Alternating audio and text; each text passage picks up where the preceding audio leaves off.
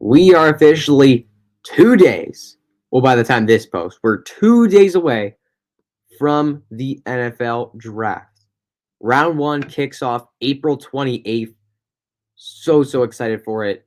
So, going to wrap up my series here on my favorite landing spots for some of the top prospects in this class.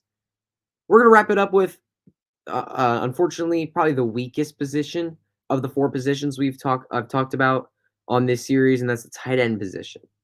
If you haven't seen my other videos yet, I talk about quarterbacks, running backs, and receivers. So if you haven't go check those out yet, go check them out. You can find them on the YouTube channel here at Footballguys. You can find them somewhere there.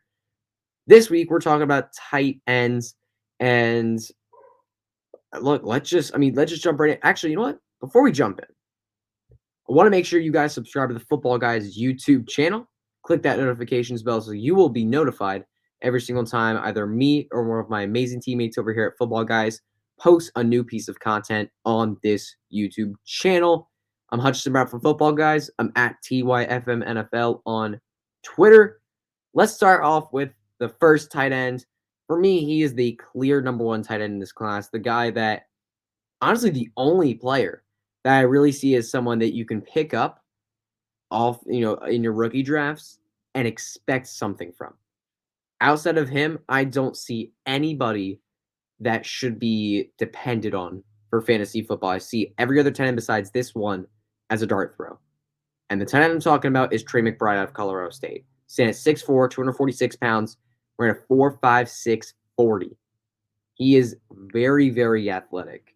And he's a very physical, strong tight end as well. He can make catches with defenders on his back. He can make some really great catches. He has really great hands, and he has great athleticism. He can take the ball and make yards after the catch. And one concern around Trey McBride right now is his touchdown production. One of the biggest concerns is touchdown production. It's not something you really need to worry about. I mean, 1,200 yards, one touchdown this past season. You don't need to worry about that. Colorado State, when they get inside the red zone, they are a run offense. Like they're a high T run first offense especially when they're in the red zone. They're just not looking for wide receivers and tight ends when they're in that area of the field. So I'm not too worried about it. He also looked back at his other previous seasons. He's had some pretty solid touchdown production there. So I'm not too worried about Trey McBride producing touchdowns in the NFL. He's going to be fine doing that. So the team I want him to go to is the Cincinnati Bengals. The Cincinnati Bengals would be a great landing spot for any of these tight ends, honestly. Like, they just need a tight end. There are receivers there, I get it, but this offense needs a tight end so badly. Like, they just don't have anybody with CJ Uzomah leaving. And we saw CJ Uzomah be pretty relevant for fantasy football at times. And we should expect this Bengals offense to pass more next year. I mean, they were passing about 33 times per game this past season with Joe Burrow at quarterback. After what he's shown and after what he's proved to the team, they're going to pass more. Like, they were bottom half in pass attempts this past season. I see them jumping in the top 10, potentially passing over 40 times a game. Like, they're going to be a team that passes the ball a ton. And Trey McBride is going to be able to absorb that volume.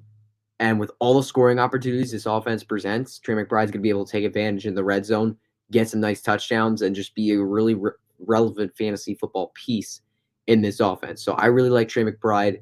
Send him to Cincinnati to take over that tight end room. And look, I mean, this is arguably the weakest tight end room in the NFL right now.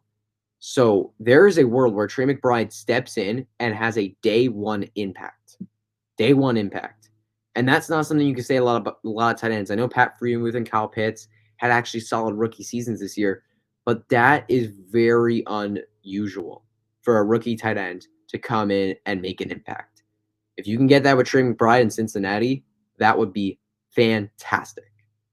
So now let's talk about the second tight end here. This is another really athletic tight end that I really like as a sleeper. He's probably going to go in the third round of the NFL draft, maybe a late second round pick. I like Cade Otton out of Washington, 6'5", 247 pounds.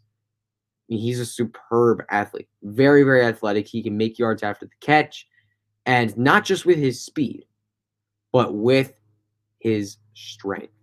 He can throw people off of him. He can go through people. Like, he's just very, very physical, very powerful as a runner. And I really love his route running as well. He's a very clean route runner. He always gets open. He's just really, really good at getting open on his routes. So send him to the Minnesota Vikings, please. I know he's gonna have to compete with Irv Smith, but outside of the Bengals, I don't see one tight end room where there's not a tight end to compete with already. So please just send him to the Minnesota Vikings and just let him go alongside Justin Jefferson when the time comes, which will probably be in a year or two. I know people, I know Adam Thielen is there. By the next year or two, he's probably going to be out of this offense, potentially even retired. Like, he's just not going to be a factor in the next couple seasons. So Cade Otton will come in at the perfect time to step in and potentially be the number 2 guy right next to Justin Jefferson in this offense. And if you can give me a tight end that's going to be the number 2 option on their team, I'll take that all day. And with Dalvin Cook, Dalvin Cook's like nearly 20. I think he's 27 now. You guys might have to fact check that for me because I actually do not know what his age is exactly. But he's around the 26, 27-year-old range where running backs fall off.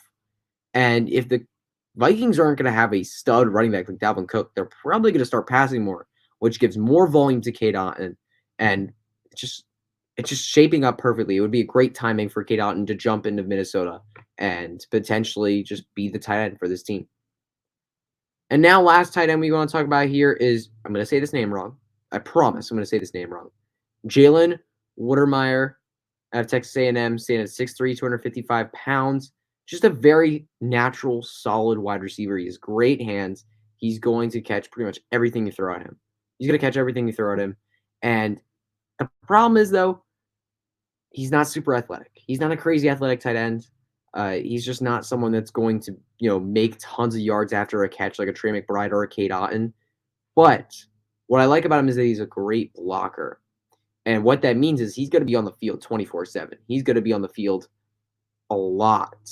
And look, he may not be getting the ball all the time, but at least he's going to be out there. At least he's going to have the potential to be open and get a catch. So he'll be on the field. He'll be catching passes. I want him on the Tennessee Titans. They need someone so badly. They just don't have anybody there. And outside of A.J. Brown at receiver, I know they brought in Robert Woods, but he's like nearly 30 coming off an ACL tear. They need help at receiver. So Jason Wydermyer could step in and make an impact day one. I know I said the Bengals are the only landing spot where that could happen, but thinking about it now, I mean, the Tennessee Titans are a place where you can step in as a tight end and possibly make an impact day one.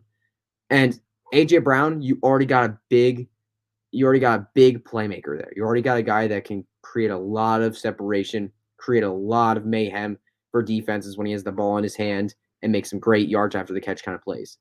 Now you need someone that you can depend on as just a guy that just give the ball to, let him get a few yards and fall over, I guess. But Jalen Wydermyer at Texas A&M, I wanted him on the Tennessee Titans. All right, everybody. That's going to be it for this series. I'm very, very happy you stuck along here with these 4 videos. And now the NFL draft is coming in a couple days. Hope you all are psyched for it. I'm so ready for it. Probably going to be all over Twitter and on different live streams all night. So going to be really, really fun. So that's it for this video. Thank you all for tuning in. Please, again, subscribe to the Football Guys YouTube channel. Click that notifications bell. We'll see you all with whatever I'm doing next.